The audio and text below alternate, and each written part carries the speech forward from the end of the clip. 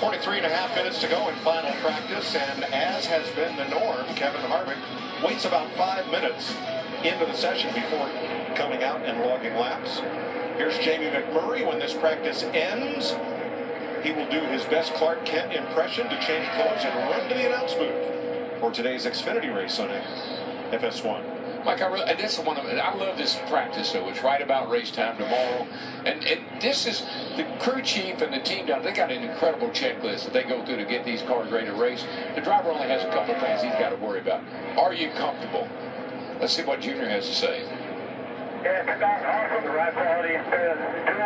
I'm starting to see the burn sound and tightness right at the center.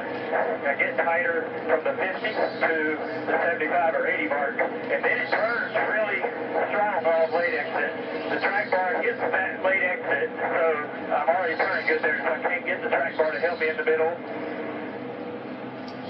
Yeah, that's some great information. I love it. Sounds like he's a lot happier than he was in the first practice, so that's a good sign. Look at that streak.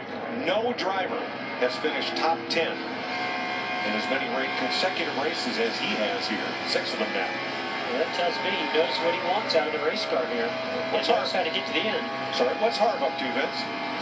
Well, Kevin told me just before he went out, he said, we're going to go out and, see where the track goes balance-wise, which is, what everybody's plan is during this particular practice. But he added, he said, we completely missed when we guessed yesterday on our balance in qualifying, and that's why we ended up 19. We want to make sure we don't miss today. He said, but it's a lot better to miss on Friday than it is on Sunday. And I can tell you, these guys don't miss on Sunday very often, that's for sure.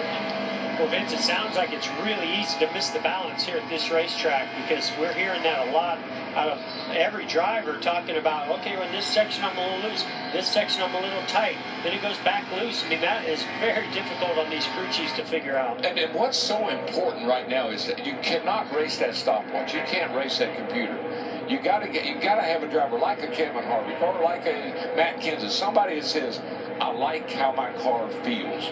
It's got a good feel in it. It's going to race well.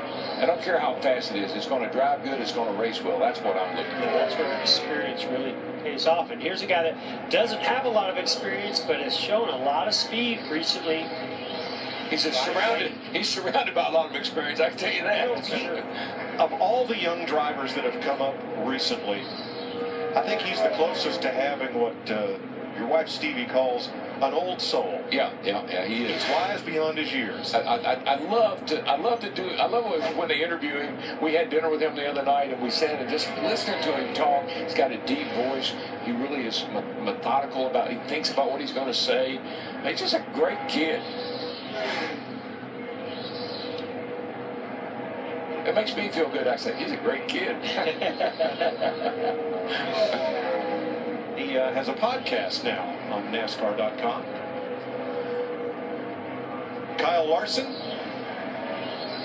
has either had the best 3 races in a row that a young driver could have as far as how he's run, or the most difficult 3 races in a row, leading within the last 5 laps for all of the last 3 races and not ending up in victory lane. Right, well, he finished second, I think, at Phoenix last year. I think or third at Phoenix. I think he's second at Homestead, and then he started the season off. Wasn't the best at Daytona, but he's been right there ever since. So it's really interesting that how you go through stages as a race car driver. Certainly he's known to have great talent and skills behind the wheel, his dirt track background. He runs the high line as good or better than anybody I've seen out there.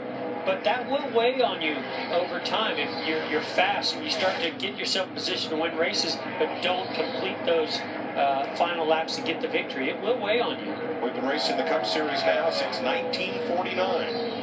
He is the first driver to be passed for the win within the last 10 laps in 3 straight races. Well, don't get me wrong. He knows how to win. I've seen him do it a lot along the way, and I don't think that's going to hold him back. That's just going to only motivate him. I don't want that on my resume. Somebody else don't have that off. I agree. Jamie?